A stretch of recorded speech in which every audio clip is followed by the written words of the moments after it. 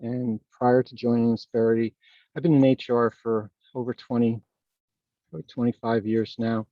I started my career in the hospitality industry, was introduced to HR early on and realized that that was something that I wanted to do. So I ended up going back to school to get my graduate degree in HR and spent about 12 years in hospitality, spent a little time in manufacturing, information technology, and financial services before joining Insperity.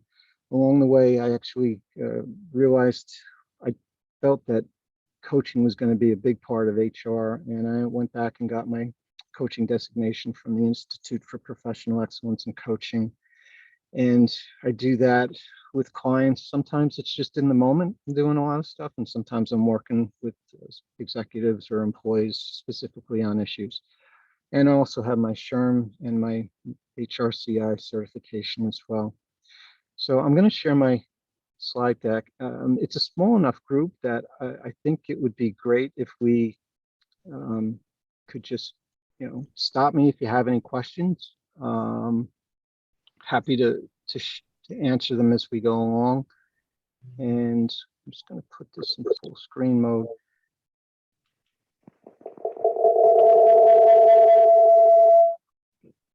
Can you see the screen, or do you see the screen on my notes page? We see the screen and your notes page, Michael. Okay, so let me swap that. Okay. All right, so I want to talk about a couple of things as we're going through this. So the agenda really, we're going to cover learning culture and employee development planning. We'll talk about how to get started with it. We're going to go through employee development planning and the 4 key dynamics that are in it, leadership development, and then also we're going to talk about the dynamics in that, and then wrapping it up with just some guidance on where to go from there. So first thing I want to talk about is the benefits to an organization training and development.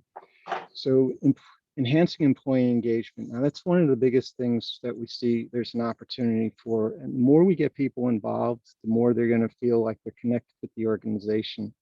From a turnover perspective, if we want employees to stay longer, you have to give them something that they're going to care about. We see a lot of stuff going on these days where we're talking about connecting people with their missions. It started out with the millennials and it's being carried over with the Gen Z. In fact, in some organizations, I'm a big advocate of having people write their personal mission statements so that they can see a connection to what's going on. And then the discussions as you're moving through their life cycle with the organization is always bringing it back to see how they're connected and keeping them connected with their personal mission and the mission and the values of the organization. Increase in operational efficiency. And specifically when I talk about this, I think about the return on investment an employee is going to be bringing to an organization. When we're going in to talk to people in the C-suite, we want to speak in terms of the cost benefit when it comes to training. So for example, this learning and development will help us sell more for the organization. It'll get more product out the door. And if somebody's in a position where they're interacting with our clientele, they're going to be better equipped to answer the questions more effectively and efficiently, and they're going to sound more confident. And all that stuff is going to have an impact on your bottom line. The other piece of it that we talk about is improving morale. So from that perspective, what are we doing with our training so that it's helping them to see the connection? We're doing it in a manner where it's fun and it's engaging, where people have a sense of interest in what's going on, where they can walk away and share it. All that stuff does help improve morale. And then for a platform for succession planning, we need to have a learning environment. What we don't want to do, and we talk about this with clients, is that we don't want to get caught in a situation where we're trying to do succession planning where everybody is learning 100% of the role.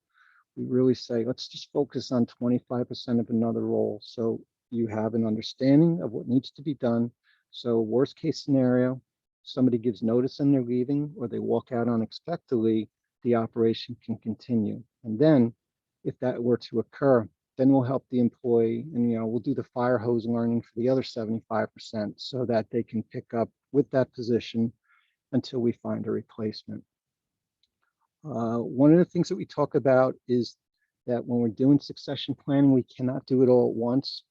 So what we want to do is we want to start with the high performers. We want to have an interaction and get those plans in place. And typically, I talk about it. Let's start with the people who have anything to do with money, those people who are in selling positions or finance. And then we'll go from there and talk to the people who are closest to the customer experience or making a product. So break it down into small aspects so that we can start building those succession planning. So it'll be less, it'll come across as less daunting if we do it that way. And then finally, fostering organizational commitment and loyalty to increase work satisfaction and well-being.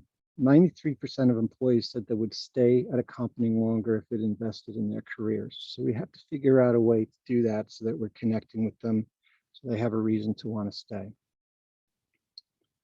So where do we start? Job descriptions by far are the biggest piece. It's the foundational piece that we find is so helpful for organizations when we're putting these things together. When we talk about that, we're setting expectations and we're defining competencies. And those competencies are so helpful for us to better understand what's in those roles. We often, when we're working with people, I've got about 50 different competencies that I share with a client when I'm interacting with them. And I tell them, sit down and go through it. Let's pick out the ones that are really good and let's get it down to six competencies that we feel are going to be most effective in that particular role. And let's talk about it and how it's going to play itself out across that role in the organization. The other thing that I like to do is have somebody in the organization who's in that position, especially if somebody who's a high performer, be part of that process as we're putting the job description together so that they can help in terms of the essential duties and defining them. And then with that, we can work on looking at the gaps where we have people and what gaps need to be filled. Another exercise that I do, it's a gentleman by Mark Murphy. It's kind of like a word picture type of a document. Sometimes I'll speak to a client and I'll say, all right, let's look at it from 3 different perspectives. And don't think of the individual, but just think of the people who are in those roles and the behaviors that were being performed. What is somebody who's a low performer doing? What's somebody who is meeting the expectations? What behavior are they doing? Let's describe it. So for example, as far as communication, it could be I communicate through email. Well, that's maybe what a low performer does. Somebody who is doing the expectation of the job is I communicate through email and I'll walk around and interact with people. And an effective communicator is they're going out there and they're help me understand the communication that I just sent out. Do you see what your role is here and how you're interacting with people? So we begin to create these word pictures. So it helps people who have different learning styles pick up on what needs to be done. Individual development plans. This is another area that we talk about a lot, and there's a lot of benefits to promoting the learning culture by putting these individual development plans, IDPs, together. And it carries both an intrinsic importance and it leads to motivation because we're setting personal development goals. We also always want to have that piece of personal development so that somebody can see how it's benefiting them. There's a business focus, and we want to connect it back to what they're going to do to help grow the business. And also we want to tie it to some results. And there should be some feedback that's built in on a regular basis. And it should be something that they're checking in with their leader or somebody who they're coaching with on it on an ongoing basis to make sure that there's some sort of progress there. The other thing that we see is situational development. So these are opportunities where you give people a role where they can go out and do something and apply it. So in one instance, it might be somebody's joining an organization and you're giving them the opportunity to onboard that individual and help them become a better understanding of what the culture and the values of the organization is like. Or it could be working with a staff member for progression into a leadership role. So an example of that, and this is a woman who I've had the pleasure to see speak multiple times. Her name is Valerie Grubb, and she talked about a scenario where she was working with one of her employees who had aspirations to be in her role, but she wasn't going to reach that in that organization. But here's what she did. She said, I'm going to help prepare you for a role like that. So one of the things was that this individual was in regular meetings with the C-suite with them, but it was kind of just sitting and observing. So what she said was, here's what we're going to do. This next meeting that's coming up, I want you to pick 2 sentences that's going to move the dialogue forward. And I want you to interact and take charge of that piece of the meeting and have them work on that. So after that was done, then the next meeting was, I wanted you to do 6 sentences and figure out again where you're going to interject and where you're going to move the conversation forward. So they would look at the agenda and find out where this individual could do that. So then they came up with a goal, and the goal was, in 14 weeks, Valerie wanted to be leaning against the wall, and this individual was going to be running the meeting. At 10 weeks, she was actually in that spot of leaning against the wall. And by week 12, the individual was leading the meeting themselves. So, and she actually stopped attending them after that because she could see that he was equipped to do it. So that's like a situational development opportunity that can be done as well. From an HR perspective, we need to teach managers how to do that with employees. We really need to help them understand that it is their role to develop people. I'll leave you with one other side note on this before we move on. LinkedIn, Reid Hoffman wrote a book a couple of years ago called The Alliance, and it talks about tours of duty within the organization. So there's a rotational, a transformation, and a foundational tour of duty. Rotational tours are more designed to provide scalability. They're more programmatic and can be applied, especially to people who are working in entry-level position in blue-collar roles. Transformational roles are more adaptable and they're personalized, and there's a greater investment of management time in helping these people develop in those roles, but it also gives them the opportunity to work on some key initiatives. And then foundational, they're more for people who kind of looks like they're going to spend the rest of their career with that organization, but it helps them take more of a permanent approach and an impact on the culture. And there's so much institutional knowledge there that they're going to begin to share it with other people in the organization. So those are some things from where to start that we want to give some consideration to. So I'll pause there for a second to see if anybody has any questions.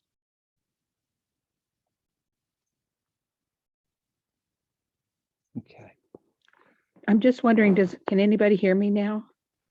Yes. Okay. I had to go to my phone, so sorry. Okay, no worries. So let's move into the other aspect of it, the development planning. And there's 4 key dynamics here that we want to look at. And these include technical skills, non-technical skills, formal development, and informal development. And we'll start with the technical skills. This often has to do with things that are in such roles where you're getting IT experience, where you're learning different things for software or cybersecurity. It could be organizations or in an industry that has certifications that need to be gained in order for the organization to be able to go out there and promote them. I had a client earlier this year that they're in the software space. They do a lot of work with Microsoft, help desk sort of stuff. And there was a certification that they wanted everybody to gain. And they set it up as part of the IDP for this year. So they gave the individuals the opportunity to schedule it and study for it. We had some resources that Insperity offered through our learning portal that they were able to use to prepare for it. They gave them a time frame to work on it. They put study groups together for people who wanted them. And that became the goal that they were going to attain. So that was a technical skill that they were working for. There's special certifications as well. I know there's some people on here who deal with HR. Obviously, you've got the Human Resource Certification Institute and SHRM that have these certifications that people strive for, and they do carry weight once they're attained for people to know that they are efficient in what they're doing, and that's a sense of accomplishment for the individual, and then the organization can feel stronger that they have somebody in those roles who can give really solid guidance. The trade skills, I know that came up in one of the questions for the survey when we asked about if there was going to be any reskilling moving forward, and all the responses to that was that there were. but one of the concerns was that the gaps that are out there, especially from plumbers, electricians, and carpenters, these are other types of technical skills that are needed as well in certain organizations. So another example that I could say is organizations often look at these things, and sometimes they'll pick one that they want everybody in the organization to focus on, and then go from there and have that part of their IDP too. Sometimes it's a technical skill, sometimes it's a non-technical skill. What we are seeing though is that there is a little bit of a shift, and I had a chance to go to the SHRM National Conference virtually this year, and they talked about the fact that there is more of a shift now towards certifications. Colleges and universities are experiencing a little bit of a bloodbath right now. In the spring of 2021, college enrollment declined from 600 over 600,000 employees down to 16.9 million. Undergraduate students dropped by 4.9%, but the graduate students jumped up 4.6%. So there is a little bit of a shift there. Part of it obviously is the cost. Could also be that some people are taking advantage of doing remote learning, but may not want to do it right now because they lost their job or something like that. Or they're looking at it and saying, you know what, I can get an opportunity with a certification and pursuing that as well. So we want to keep those things in mind too. So from a non-technical skills perspective, these are often soft skills. They're needed to effectively communicate, problem solve, collaborate, and organize. We are seeing a lot of stuff. I know in the discussions that I'm having with people, the technical skills are less of an issue in terms when employee relations stuff comes up. A lot of the stuff that we're seeing falls into the soft skill space, the emotional intelligence, the lack of self-awareness, self-management, social awareness, and relationship management skills.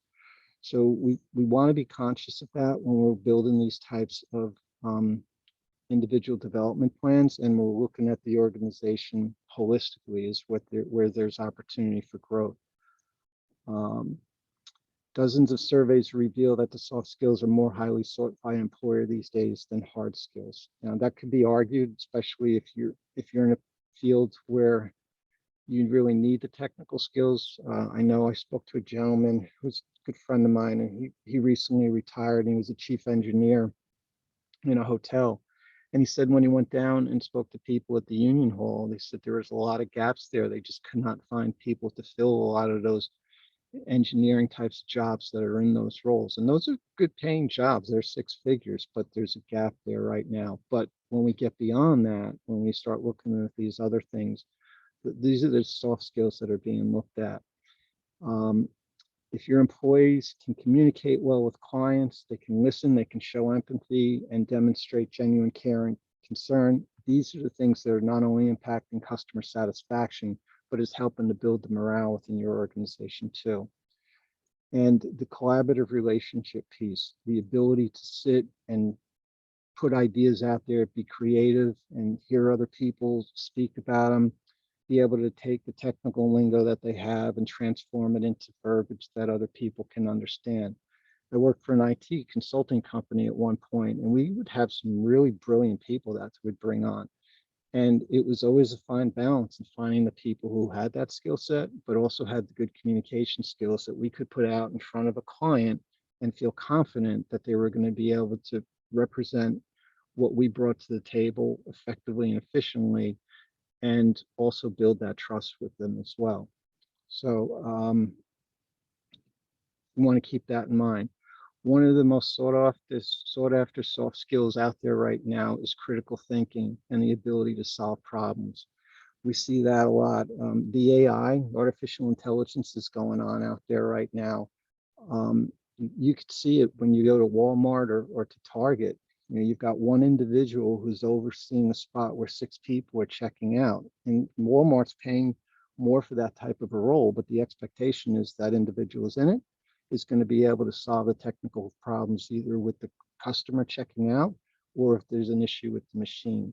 So that's a little bit thing to keep in mind as well. Time management is also a big thing that we're looking at.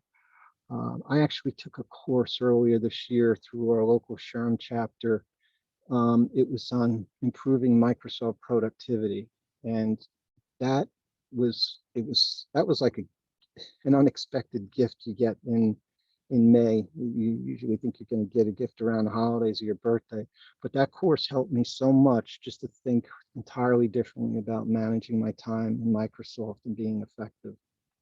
Resources that are out there for these: LinkedIn Learning has become really big. There's a lot of great courses out there. We in Insperity use Skillsoft. We often working with our performance specialists. We do some competency mapping so that we can deliver some soft skill workshops or point out programs that people can take advantage of. So formal development, there's a couple of things here. We've got, obviously, we got courses. We've got workshops, skill-specific training, programs, and targeted curriculums. When many people think of development, formal development comes to mind. This can be a critical element in strategy because you can integrate all of these things to develop a structured and a program that focuses on competencies and behavior-based development. And you can outline what the outcomes are going to be and knowledge to be assessed and gained.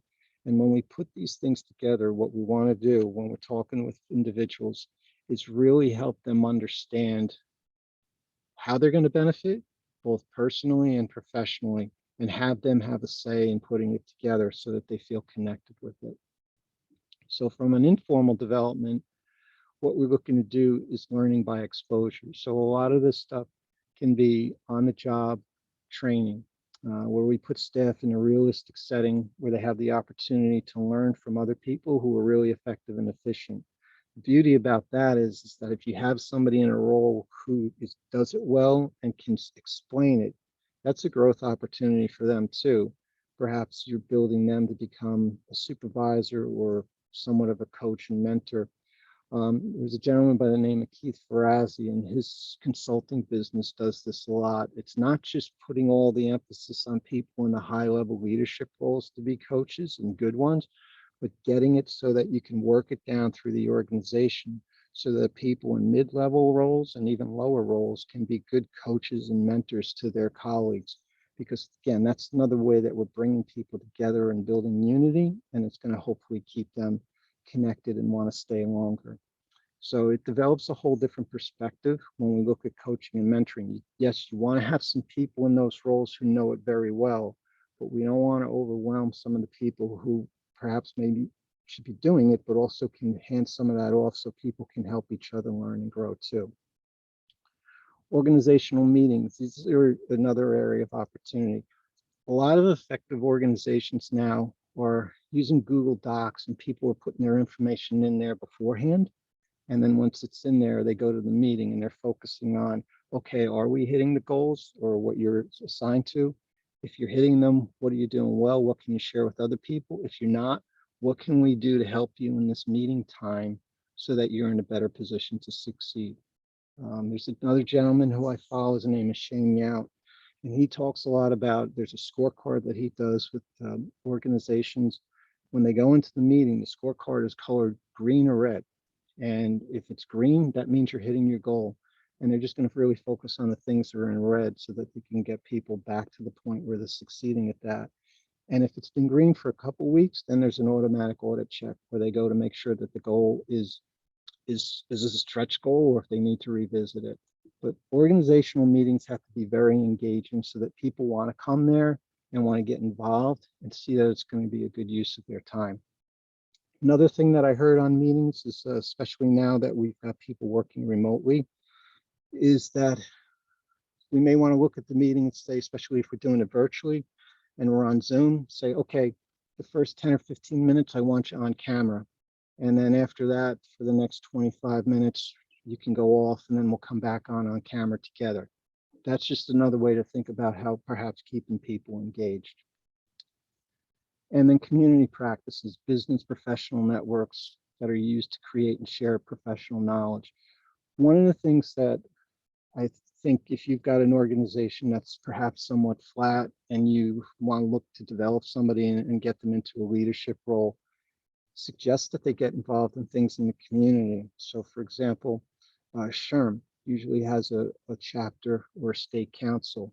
There's great opportunities there to step into roles where you can become head of a committee or chair something, work on their state conference, what have you. But that gives some exposure. It can be done the same with some of the groups here. There may be some Boy Scouts or Girl Scout groups where people can take on leadership roles, or in your local church or some other community group. Two things that does is gets them out and starts get some experience, but it also exposes them to people who are perhaps in different industries and verticals, and they can learn some things which perhaps they can bring back and help your organization as well. And then committee assignments, those are great too. You got a project that comes up and you look across the organization and you put a group of people together on it. We were talking a lot about that with our clients when organizations started thinking about coming back to work after the pandemic, or early on, if they were going to be open, what they were doing to ensure the comfort level of people as they came into the office.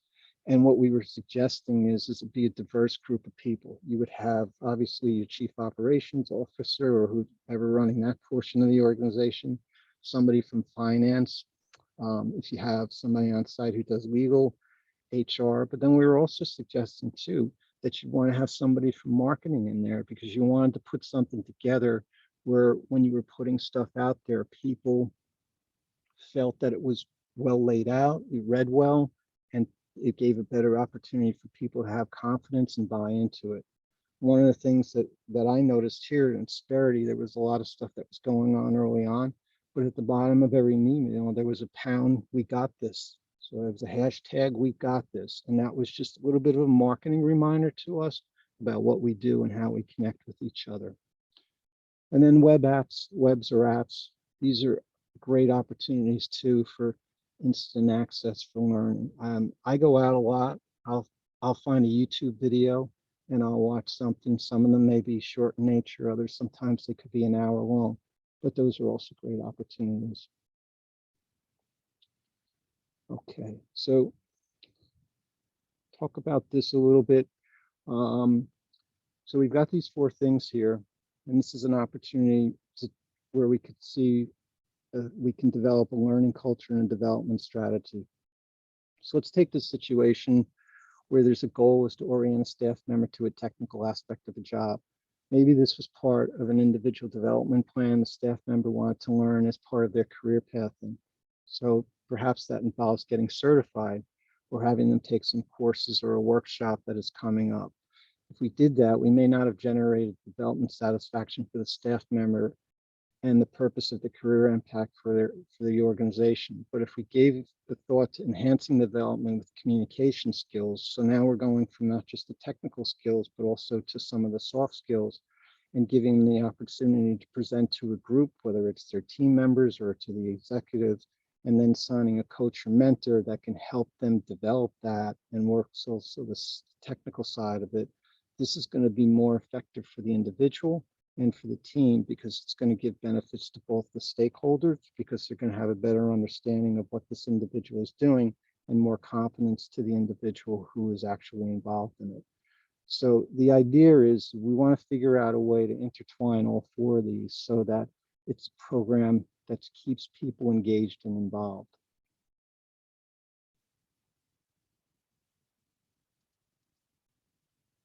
Okay. Leadership development. So this is another area. Let's just ask you to think about this for a moment, and I'll open it up to the floor. But from your experience, how long do you think an individual has been in a leadership role before they've received any type of training? Just out of curiosity, if somebody wants to share unmute themselves and give an estimate of how long that's been for some people.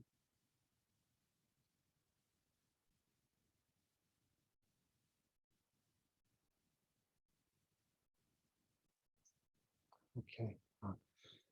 I'll give you the answer. It's average supervisor has been managing for 10 years before they receive any training, and that's from Harvard Business Review. It goes back a little bit, about 2012. I actually heard recently that it may be as high as 14 years. The other aspect of it is 98% of managers believe managers at their company need more training to deal effectively with important issues such as professional development, conflict resolution, employee turnover, time management, and project management. Another thing, I don't know if anybody's familiar with Renee Brown. She wrote a book called Dare to Lead. She's done a lot of this stuff for corporate environments. We're getting them used to being comfortable with the uncomfortable.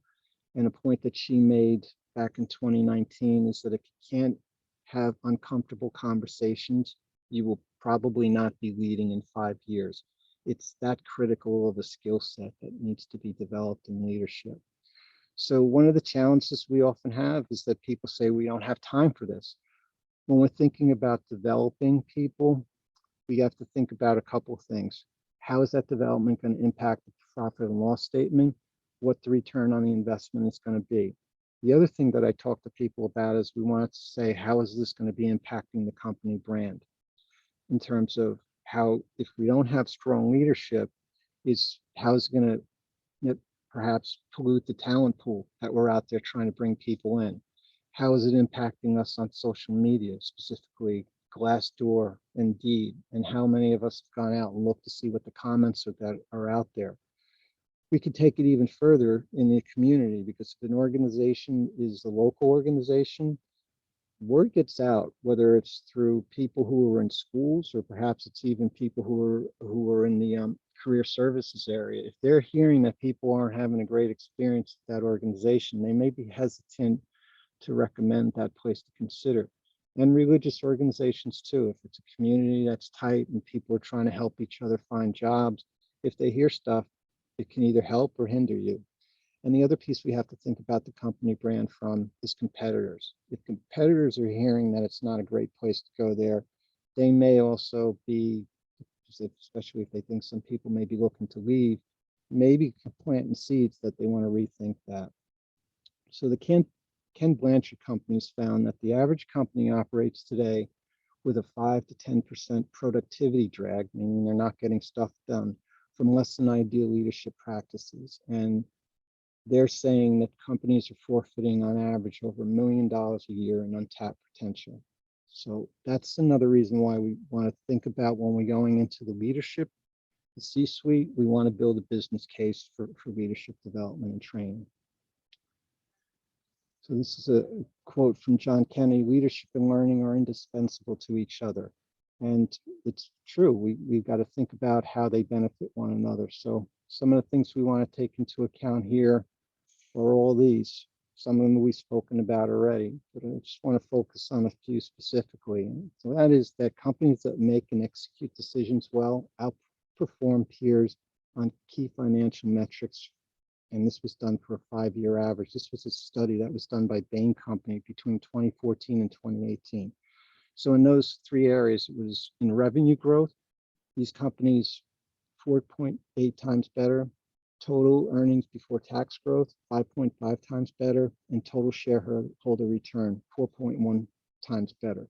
So again, as we're talking about building a business case for training and development for leadership, these are some things that we want to arm ourselves with as we're going in and having these discussions in the C-suite. Another thing that they brought up was that pushing critical decision-making and critical thinking skills down to other levels of the organization is going to help organizations have a competitive advantage. And what we mean by this is that we want everybody to have an opportunity to be empowered and engaged, and we're going to have to do that. We're going to have them trained so that we know that they're confident enough to make those decisions. And part of that is that we don't want our people in the C-suite making all those critical decisions, so they can be thinking about strategy, they can be thinking about next steps to growing the organization. And we don't want to burn those folks out either. So critical thinking and critical decision-making skills are 2 things that not only do leaders have to develop, but we've got to figure out a way to get that down in the other areas of the organization as well. So the 2 top challenges facing today's CEOs is, and this was done by a study by Development Dimensions International, which was over 25,000 leaders in 2,400 organizations. This is what they came up with: developing the next generation's leaders and failure to attract and retain top talent. And a couple of things that we're seeing now, the skill gaps. There was a survey done that was asked, they said in the next 2 to 3 years now, or the next 2 or 3 years, the people who were surveyed, 67% felt that there were skill gaps. If they brought it out 3 to 5 years, it went up to about 88% where they felt was going to have skill gaps that they were going to have to try and fill positions with. So it's here. The other challenge that we have is when we look at the economy and the number of workers in the U.S., they've already projected that between now and probably like 2040, because of the number of people living in the United States, there's going to be skill gaps. So depending upon what can be done with immigration and bringing in people through work permits, these are some things that organizations are going to have to be concerned about. So leadership development, this is a separate development plan on its own when it comes to employee development and building a learning culture.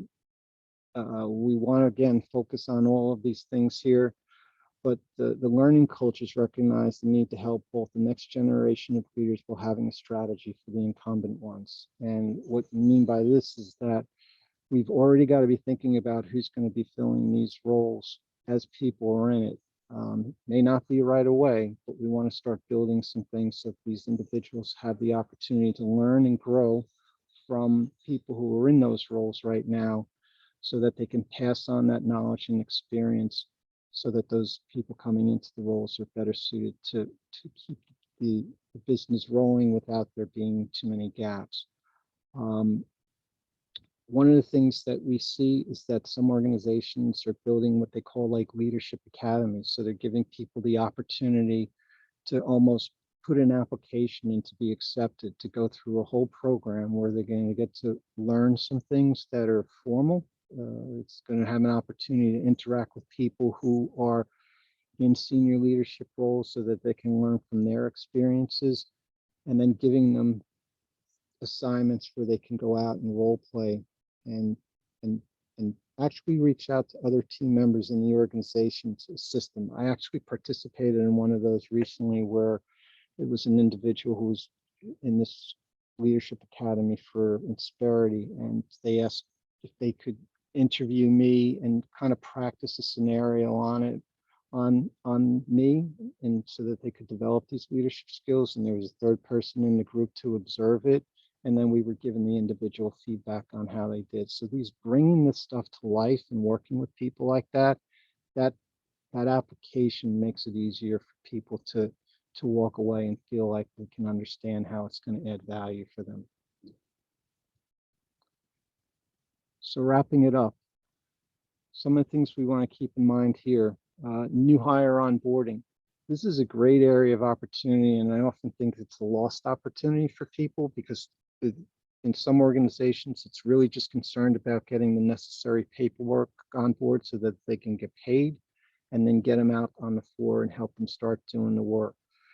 This is an area that we're talking a lot to clients about having a really robust onboarding program. And it used to be how we were doing it in person, but now it's figuring out how to virtually onboard people as well. We really want to stop and think about this from a different perspective, because there was this, I was at a conference a couple of years ago, and the presenter raised the question of how long it was that people would be working with an organization before they began to think about leaving the company. And the response by the presenter was after a day and a half. By the time a day and a half rolls around, people are already forming opinions as to whether or not they're going to be with the company long term or not. So it's that important that we start looking at this. And the onboarding really should be the beginning of an overall learning development program and a culture of learning. So we got to start right then and there. A lot of things that we want to talk about in that is helping them understand what's going on in other areas of the company, even roles that they're not in. The woman I mentioned before, Valerie Grubb, one of the things that she does when she's consulting with companies or when she took roles with organizations, financial training was mandatory for everybody. It did not matter what role you were in the organization, because the mindset is that if everybody understood how they were impacting the P&L, they would then manage money better. They would make better decisions in terms of when they were buying material or when they were buying supplies, and they were more conscious of how it's impacting their department and the rest of the organization. So that's one aspect that we see that could be trending. So career pathing, the sooner we can get a career path set up where people can come in and see where our areas of opportunity are. Again, there's more excitement in the individual because there's a future for them, and they can see that what they're doing is going to be a path for them to develop and learn and grow, and hopefully grow their income as well. And then expanding scopes of assignments. How are we using that? How are we getting it to the point where somebody masters something, and then we're making sure we're stretching them by putting something else in front of them so that they can continue to grow as well. Once we get to somebody to the point where they get very comfortable with what they're doing, they get bored. And we're seeing in some of the people who are speaking at conferences and even on webinars are saying is that if you let them get bored, they're going to be more likely to begin to go out and look and see where there's other opportunities for them to go. Staff proficiency, and that's again where there's an opportunity to use people on a team to help others develop their skill sets by cross-training, but also just using them as coaches and mentors to pick up on some areas where they may be, I want to say lacking, but may not have as much confidence in what they could do. Culture onboarding. This is another area where we really are seeing a big uptick in understanding what your culture is and continually giving people the opportunity to participate. Obviously, the last year and a half, there's been a lot going on in the diversity, equity, and inclusion space. So working that in, being understanding of the fact that you have a diverse organization. I spoke to somebody one time and they were talking about how they were bringing somebody in who was African American into the organization, and they did not have a lot of people in the organization that were African American.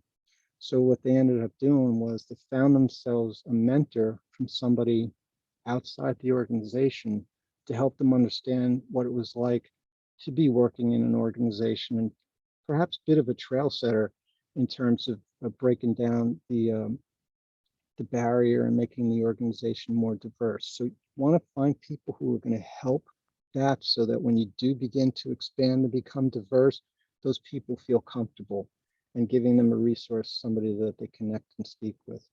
And then constantly refreshing our skills and knowledge. Those are things that we want to be doing too.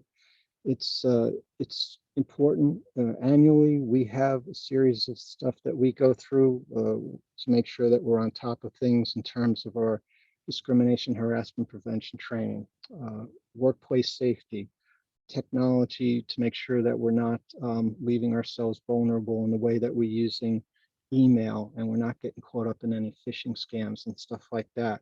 Those regular training need to be done to make sure that people are on top of their game. So to wrap it all up here, these three things are what I think is you want to focus as an effective learning culture. There's got to be a systematic but yet a holistic approach to the strategy. Each person is responsible for their own development. That ownership is going to help for that buy-in. Leadership is responsible for guiding and supporting the development of these employees. You need to have that buy-in at the C-suite, but it needs to be recognized that the organization is responsible for providing opportunities for growth for all. Otherwise, we are going to run the risk of people perhaps looking to pick up and leave. So with that, I'll stop sharing my screen, and perhaps if there's any questions or people have any comments, we could talk about it for a little bit.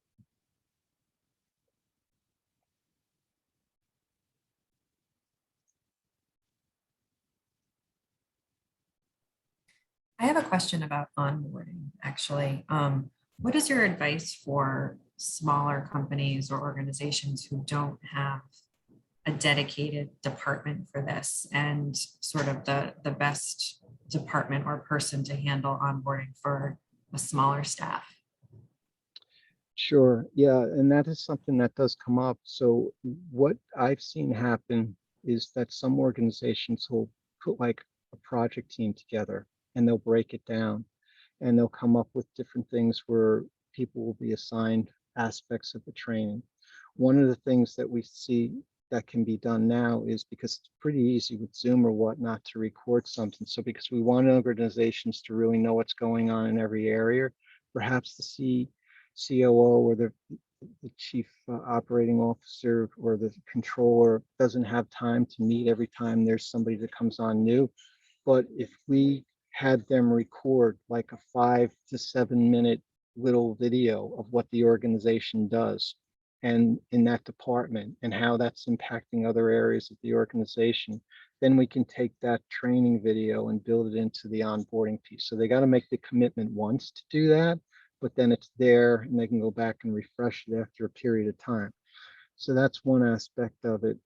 The other thing too is I also suggest asking people who have been with the organization what worked well when they were onboarded and where they felt the gaps were. And if you have people who are honest and transparent and can give you that feedback, that can also help to build a good onboarding program too.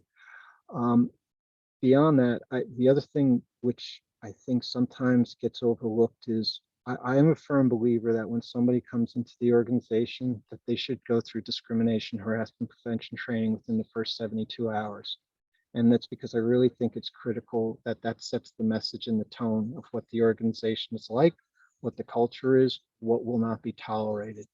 So that piece too. The other thing that I did when I worked for the credit union one time, we broke things up into 3 separate sections. So there was first week, they spent about a day and a half with HR. And then we brought them back about a week or 2 later, just say, okay, how are things going? What's worked well, what hasn't? Because if we're finding out that things aren't working well, we want to pivot and adjust right then and there and make sure that we can get that person back on track. And then we would go out another 30 days and just check in with them again. We don't take things for granted. I think one of the things that we have to be careful about where people really are looking for feedback on is financial wellness. And I am hearing organizations now that are kind of building some of that into their onboarding piece too. Not necessarily that people have to go through it, but letting people know that that's there. The other thing too is we're talking a lot about our employee assistance programs and making sure that they're aware of that and how they can take advantage of that too.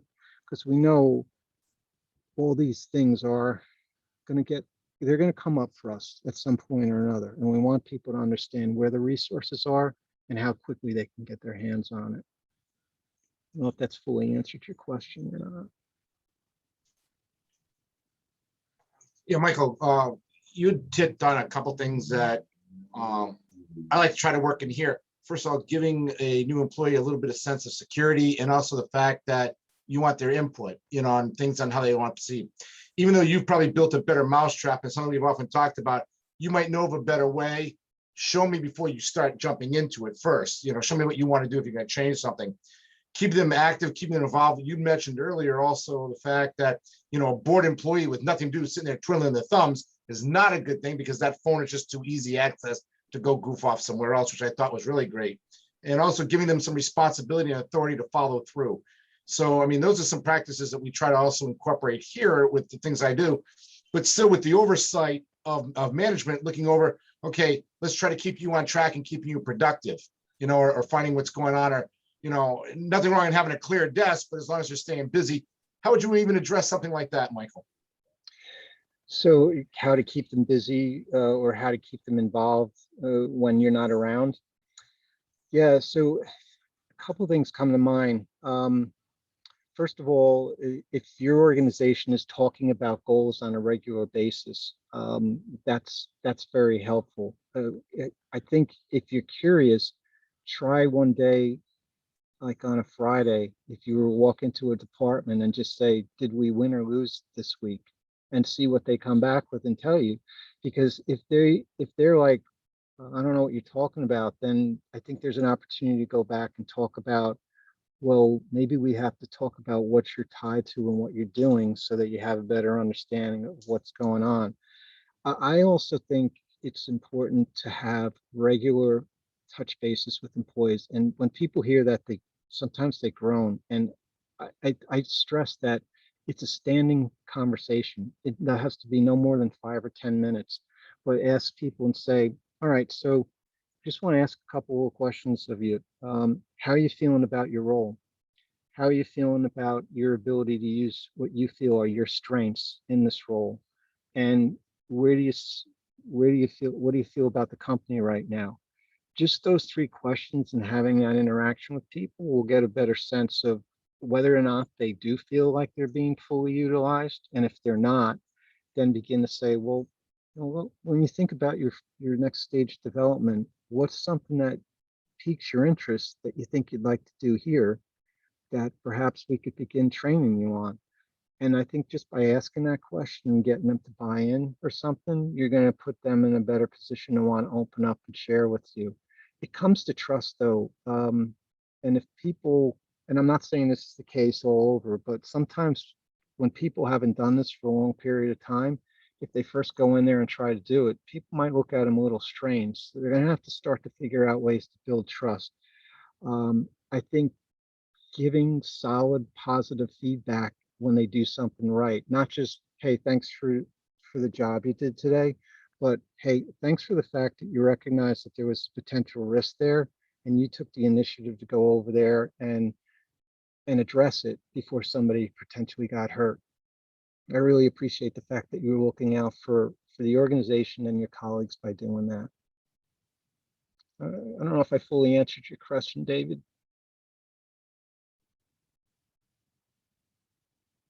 Oh, I think you hit on some great points, especially when you were just responding to David. But I think also right now with this great resignation, those touch points, I mean, they've always been critical, but if you're not connected, I've watched too many people say, this person gave notice and I had no idea they were thinking of leaving. So if you're not having those regular touch points, you're going to be caught blindsided, especially in this culture right now that we're experiencing. It's interesting that you bring that up, Heidi. Some of our clients that are over 100 employees, we work with Visier. We have a partnership in the people analytics tool. And we're like, when we start looking at the resignations and whatnot, when you start playing in that tool, you can kind of see, all right, these people have left. These are your next high performers. Has anybody had a conversation with them recently to find out where they're at? Because if you're not having that, to your point, Heidi, they could pick up and leave.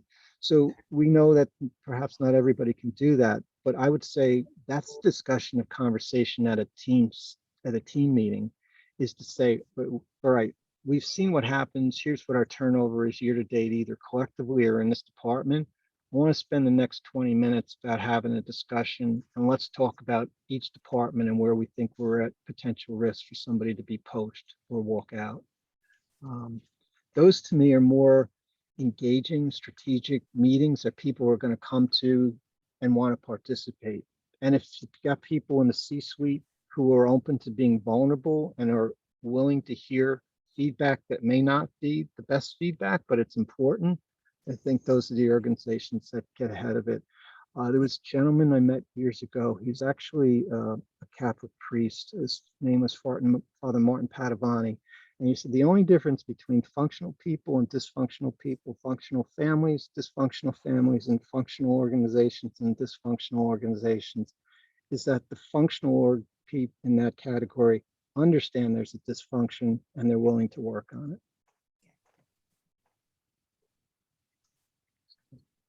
it. Anybody else have anything that I could potentially just Mike, just very, very quickly, if I understand even what you're saying, and some of the, Heidi had a couple of good points to bring up, and so did Kate, but even in this climate that we're in right now, not just throwing money at people saying, okay, fine, here's an extra $10 bonus per hour, something like that.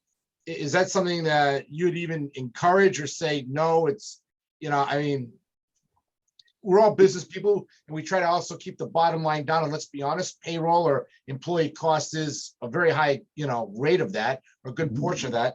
We like to stay marketable. We like to keep clients in, but this is what we're trying to look at. So how would you address that, Michael, as far as throwing more money or giving everybody more money, that type of deal? Yeah, there was actually a survey done by salary.com in August, and it said that there were a lot of bonuses being thrown around to get people to stay, but they didn't feel that that was the person who was presenting said they didn't feel that was going to be a long-term approach, that salaries were going to have to rise. But what I heard was, which I thought was a better approach, was that more variable pay. So you give somebody a project, and at the end of 3 months, if they get it done and they achieve it, they get a bonus for completing that, and then come up with another goal for, and it could be a team goal that, hey, if everybody completes this, then the team is going to get an X amount of a bonus there too. And the idea is that instead of that, okay, I got an increase here, I'm not getting one for a year, this company is offering me an extra dollar an hour to go work for them or whatever. If I can see that there's a smaller goal that I can strive and attain for, it may offset them perhaps from picking up and leaving. I think too, the other aspects of the culture are critical that you're working on.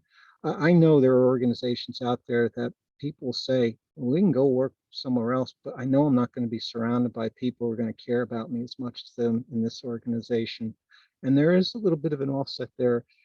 I think also too, the financial wellness training. There was a group of organizations that did this. It was a panel discussion at SHRM a couple of years ago where they taught people just how to manage their money better so that their credit card debt went down, but it also enabled them to be in a better position. So if they had to go out and get an auto loan, they would get a lower rate. And just people looked at that and they said, you know what? No one else is teaching me that here. I'm stretching my money further here than if I go somewhere else.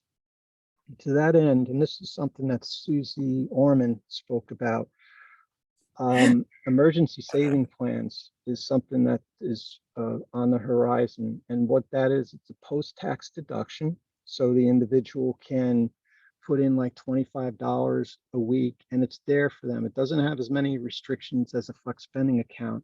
But what Susie said was that somebody puts $25 in, if they were just putting it in a savings account, they're not going to get anything. But if an organization's matching $3, now all of a sudden you've got a 12% return on your investment. And the person's like, hey, this is here for me in an emergency. And some of the early results are people aren't building it up and then going out and buying a wardrobe because they're going out for the weekend.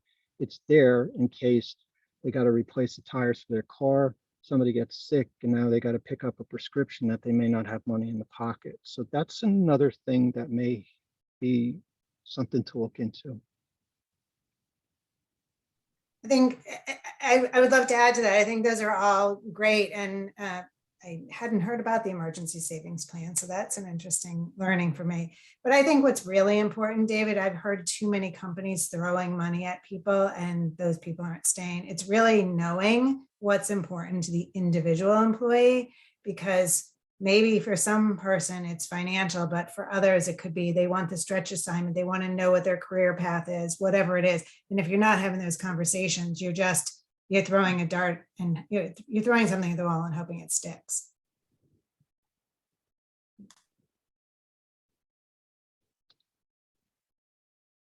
Well, any final thoughts or questions from anyone? Well, thank you for the opportunity to present, Kate, and it's been a pleasure to meet all of you. Certainly, if you do have any follow-up questions, I'd be happy to answer them if you want to reach out to me. And anything I can do to help, I'd be happy to do so. Thank you, Michael, and thank you everyone for joining us today. I will be adding this to our video library so you can always refer back and we can share with those who weren't able to attend. And I can certainly share Michael's contact information with everyone as well.